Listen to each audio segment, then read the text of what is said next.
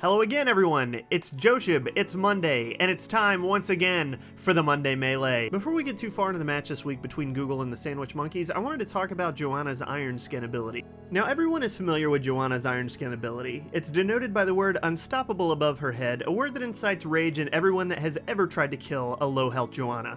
In fact, when playing against her, you can become so used to her innate ability to get away that you miss the sentence at the end of the tooltip. While the shield is active, you are unstoppable. In other words, if you can blast through that shield, she can be locked down and slowed just like anybody else. The last thing that's going to be important to note for this melee is that the cooldown on it is 20 seconds. Remember, 20 seconds. Now we start the sequence with Stitches trying to get a hook onto Joanna, who immediately pops her unstoppable and manages to run away.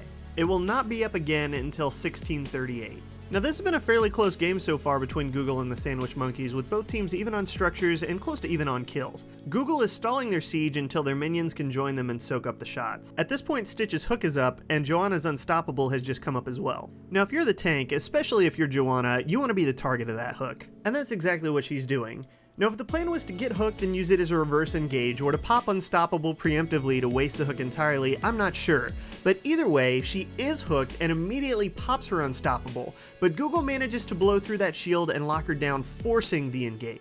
Kharazim is forced to pop Palm, and Thrall is forced to pop Sunder just to save her, and the Palm is activated, but Stitches uses Bile to prevent a retreat, and Sonya gets a Divine Shield to allow her to stay in the fray and finish the job. A well-placed ring by Jaina almost turns things around, but the Phoenix from Kael'thas prevents a strong counter-engagement. Sonya executes Thrall with another slam, and a strong flame strike from Kael incinerates Joanna. Kharazim seems to be relatively safe, but Sonya's Ancient Spear allows her to close the distance faster than he expects, and he too goes down. Keep in mind what stalled this engagement in the first place was a lack of creeps to absorb the shots, but Thrall's initial Sunder killed the majority of them. Now Google doesn't want to waste a moment of their numbers advantage, so they're going to go in on the keep anyway and just allow Sonya to tank the shots. Raynor's Hyperion has just come off cooldown, and he's going to use it here as a zoning tool to try and get Google off the keep, but they're too stubborn to let this important property go, so they decide they're going to tank that as well. Sonya's health is getting awfully low, but Uther is forced to blow some of his tools on Vala as she tries to keep Raynor's poke at bay. Sonya is forced to pop her hardened shield since she's the main source of sustained damage on this keep, but the combined might of the Sandwich Monkeys is too much for her, and she goes down as a totally preventable casualty. Now Google does manage to get the keep down, but at this point both Jaina and Raynor smell blood in the water, and they decide to do some cleaning up. Both Raynor and Jaina are extremely effective at chasing people down, and seeing that the towers have done most of the work for them, they easily clean up Stitches and then turn their attention towards Uther. Raynor's poke prevents mounting, allowing Jaina to gain ground. Uther blows his Holy Radiance to dismount Jaina, eliminating the option to heal Vala. Vala and Raynor take each other out, and Jaina manages to blink away, turning what was a 2v4 into a 1v2 and simultaneously destroying Google's advantage. Since the Sandwich Monkeys were killed first, they're going to be the first ones up, and this is going to allow them to go to the top and grab the top shrine. The Sandwich Monkeys do manage to grab the top shrine, so let's cut ahead to their Punisher pushing Google's top lane keep.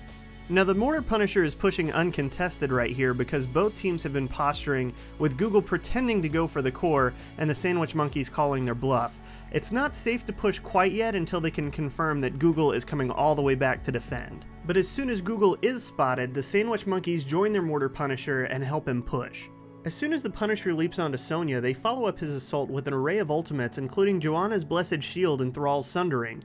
Thanks to Sonya's hardened shield and some good defensive positioning, they aren't able to capitalize on the assault by securing a kill. The Sandwich Monkeys are making a similar mistake to Google's previous by engaging on the keep without creeps to soak the damage. Thrall's attempts to get some extra damage onto the keep itself, but the slowing nature of the keep's cannon fire makes him easy to engage upon as he attempts to retreat. This is compounded by Uther's Shrink Ray and forces Joanna to bring up the rear and cover the escape. However, chain slows onto Joanna prevent her escape, and the Sandwich Monkeys are forced to turn into this fight or risk giving Joanna away for free. Google has a distinct advantage here as the Sandwich Monkeys blew several ultimates trying to kill Sonya at the keep siege. Stitches uses Bile here to reduce TSM's kiting ability and make them easier to fully engage. This enables Vala's strafe to get maximum value and forces both Palm onto Thrall and Jaina's Ice Block. A well-timed Divine Shield sends Sonya into full Berserk mode and starts cleaving her way through the enemy team. Understanding the fate of Thrall and Joanna are secured, Kael and Stitches continue giving chase to Raynor, Kharazim, and Jaina. Thrall and Joanna do indeed fall, and Raynor pops his ultimate to both zone and prevent the rest of Google from mounting up for the chase. Unfortunately, Stitch's hook is now back up, and he manages to snag Jaina, securing yet another kill for Google. Kael'thas blinks in and gets a great combo off onto Raynor, who manages to stay up just a little bit longer. He is eventually tracked down and killed though, and with only Kharazim left to defend the core, Google is going to be able to take home this victory. The main thing I want to point out during this particular melee is to take what you can safely.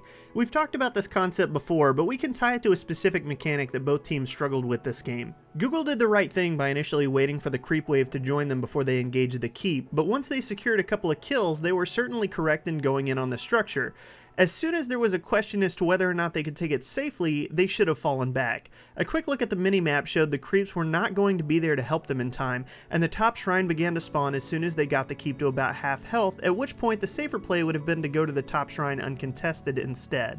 I like Joanna's idea of making herself an easy target to try and protect her squishies, but I don't know that the execution of that plan is exactly what she had in mind. Notice Jaina and Raynor do an excellent job of defending this keep from a safe distance. They get some incredible poke in here, especially with Raynor's Hyperion, and they do it with little risk as they keep the structures between themselves and Stitches at all times.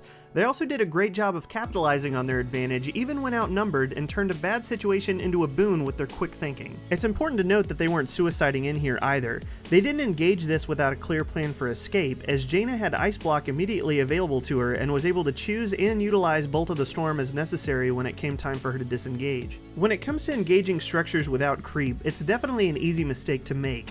We were able to see the role reversal immediately as the Sandwich Monkeys were faced with the exact same predicament.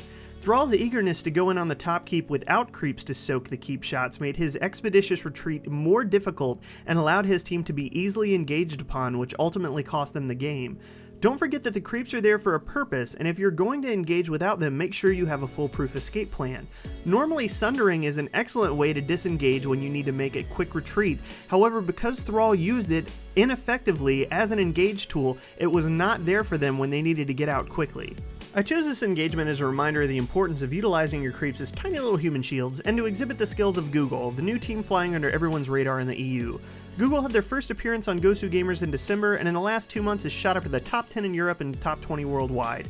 Be on the lookout for these newcomers, as they certainly made a name for themselves in the last tournament. That'll do it for this week's Melee. Thanks so much for watching, and thank you for getting us to 2,000 subscribers. If you haven't yet, please don't forget to like and subscribe, and we hope to see you tonight as we cast Chair League. Monday! Chair League games take place tonight, beginning at 8 p.m. Eastern, 5 p.m. Pacific. Come on out and support the Grassroots Community League, or sign up yourself for free at chairleague.com. Straz and I will be casting at twitch.tv/Josheb. We hope to see you there. Tonight, you'll use the whole seat, but you'll only need the edge.